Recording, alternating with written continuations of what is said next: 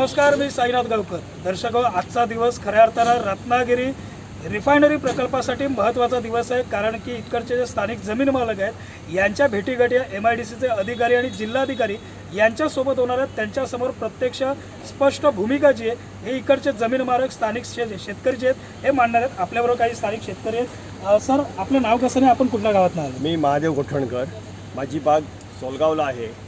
माझ्याबरोबर आमचे दशरथ जाधव, दशरथ कांबळे, त्यानंतर आमचे राजा गुरव, त्याशिवाय आमचे मोठे बागायतदार बबन पावसकर, असे जवळजवळ आम्ही 400 एकर जमीन असलेले या ठिकाणी, म्हणजे 400 एकर एकूण आमची जमिनीचं क्षेत्र असलेले इथं आम्ही आत्ता लोक आमच्याबरोबर आलेले आहोत. आमची अशी इच्छा आहे की नरेंद्र मोदी साहेबांनी हा जो प्रकल्प या महाराष्ट्रासाठी, विशेषतः कोकणासाठी येऊ घातलेला आहे, तो कोकणची नैसर्गिक परिस्थिती आणि इथली एकूण सामाजिक परिस्थिती बघूनच या ठिकाणी हा प्रकल्प सुरू करण्याची त्यांची मनोदय आहे.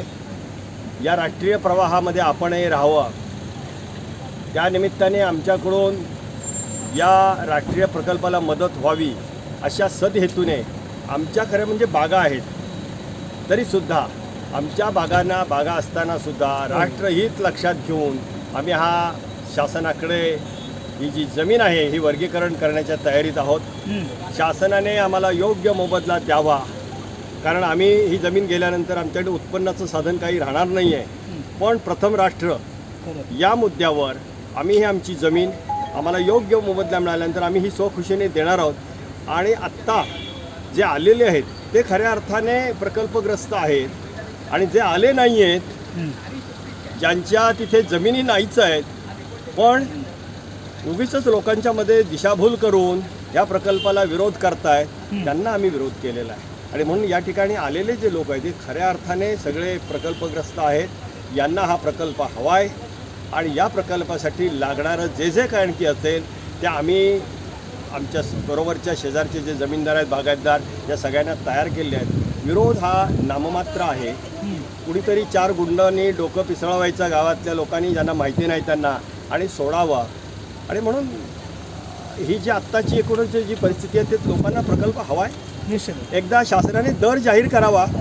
बघा तर आगे क्या होता है. धन्यवाद. सर, मला मुद्दामून तुम्हाला एक प्रश्न विचारायचा आहे. कारण की रिफायनरीच्या बाबत विरोध करत असताना नारळावरती हात ठेवून विरोध करणं ही प्रथा खऱ्या अर्थानं कोकणामध्ये रूढ झालेली प्रथा पाहायला भेटलेली आहे. तुम्ही नेमकं या गोष्टीकडे कसं पाहताय, विरोधकांकडे कसं? आमच्याकडे आजही थोडंफार अंधश्रद्धा आहे, आणि नारळावर हात ठेवून वगैरे खरं म्हणजे त्या गावातले लोक हे त्या लोकांवर बर्डन आणत आहेत.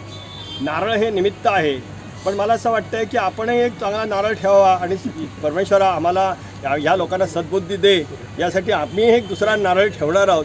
आणि मला असं वाटतं ईश्वर या प्रकल्पाच्या पाठीशी आहे, आणि म्हणून आम्ही सगळे इथं आलेलो आहोत. निश्चितच रिफायनरी प्रकल्प रत्नागिरीतच व्हावा, कोकणातच व्हावा, या प्रमुख मागणीसह आज MIDCचे अधिकारी आणि जिल्हाधिकारी यांच्याशी गाठीभेटी ज्या आहेत आणि प्रत्यक्ष मीटिंग आहे, ही मीटिंग या ठिकाणी शेतकरी आणि जमीन मालक करण्यासाठी रत्नागिरीमध्ये दाखल झालेत. अगदी थोड्या वेळातच हे सर्व शेतकरी जे आहेत या जिल्हाधिकारी आणि MIDCचे अधिकारी यांची भेट घेणार आहेत, आणि अर्थातच आपली जी भूमिका आहे ही स्पष्टपणे या अधिकाऱ्यांसमोर मांडली जाणार आहे.